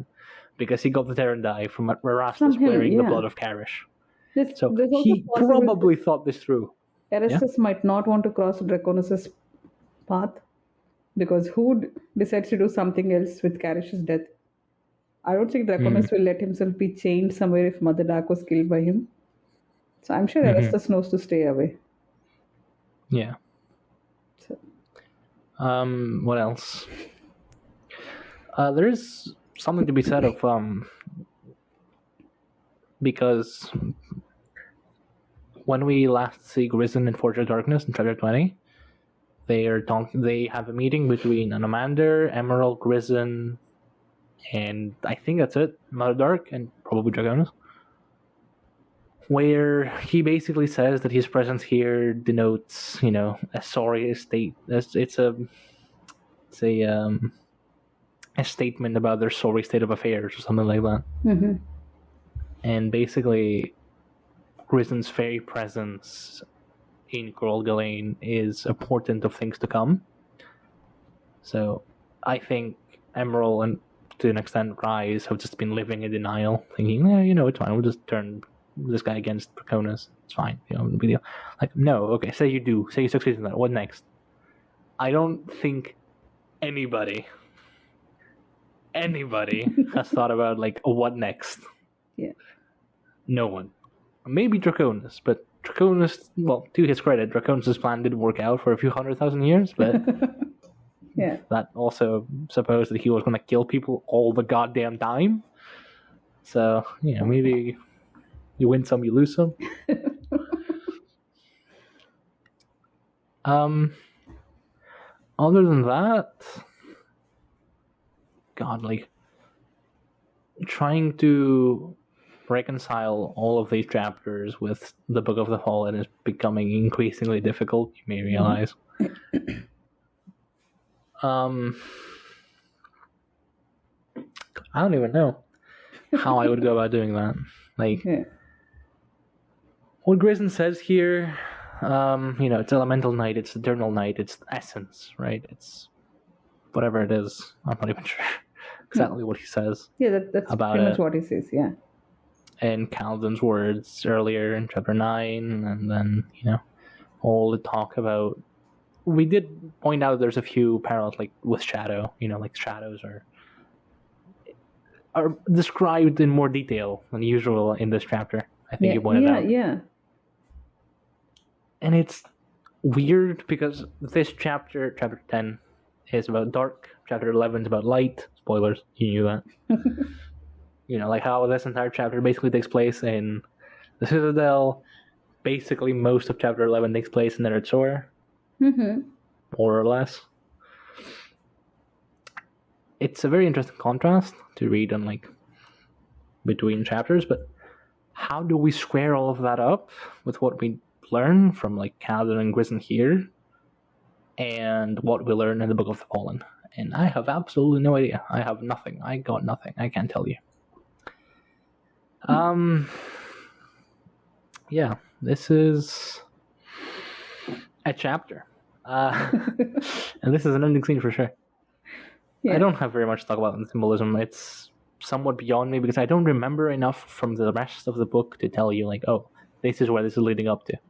Yeah. Except for maybe, like, he's forging Dragnabur, but yeah, cool. We also learned that he apparently... I'm going to bring up all the hounds again, and I should point out that this is a flashback from Kropf's narration, from Kamensod's narration. But Draconis says that he used Byrne's hammer to forge Dragnabur within Byrne's heart. Byrne's white heart. Is that right? Which I presume means a volcano, yeah. No, it's just but Camens then are again, only one single hammer, huge enough. So yeah. or maybe that's why Draconis was interested in Caladan Brood. He wants to know who is the Azathanai accompanying Anomander. He specifically wants to know. More on this in the next chapter, somewhat. Okay. I make tangential mention to this. We'll see. You'll see why, but I don't think it's the same thing. But I feel it's worth mentioning here. But we will have an all spoiler discussion soon. Yeah. So, Yeah. no big deal. Want to wind up? Yeah, I don't know. I don't even know. Yeah, sure. Okay. Wow. So, chapter 11 will be back with you. Yeah. And you're going to finish in what, 2,000 words or so? Yeah, I am already at 3,000, I think. Yeah, 2,600, and I am 3 scenes in. Right. Nice. It's going to be fun. No, 2 scenes. No, 3. You said 2. 3, but one's like one page. Okay. Right. So, thank you. Thank you for your time. Thank you for listening. And Thank you for watching. oh, yeah. And, yeah. Good Bye. night.